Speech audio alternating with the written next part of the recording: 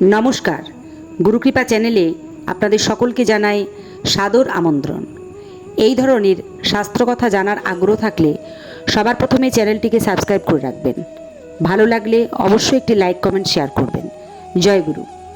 মহালয়ার দিন কোনো শুভ কাজের শুরু না করাই ভালো। যেমন ওই দিনটিতে কারো বিয়ের কথা বলবেন না, বাড়ি গাড়ি এমনকি নিজের জন্য কোনো জিনিস কেনাও অশুভ। কোনো ব্যবসার সূচনাও ওই দিন করা উচিত নয়। ওই বিশেষ দিনটিতে বাড়ির কোনো সদস্য আমিষ খাবার গ্রহণ করবেন না, আর পূর্বপুরুষদের ছবির সামনেও আমিষ খাবার দেবেন না। এই দিন ক্ষৌরকর্ম করা উচিত নয় এবং কোনো রকমের নেশা করা উচিত নয়।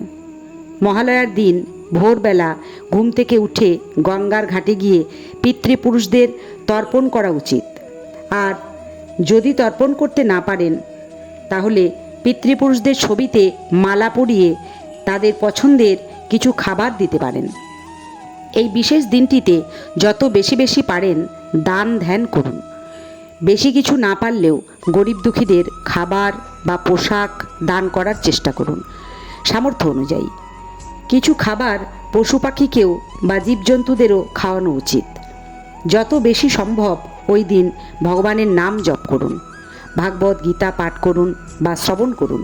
মহালয়ার বিশেষ দিনটিতে সারাটা দিন যদি এই সমস্ত নিয়ম মেনে কাটানো যায় তাহলে অনেক বাধা বিপত্তি দূর হয়ে যায় আমাদের জীবন থেকে। জয় গুরু।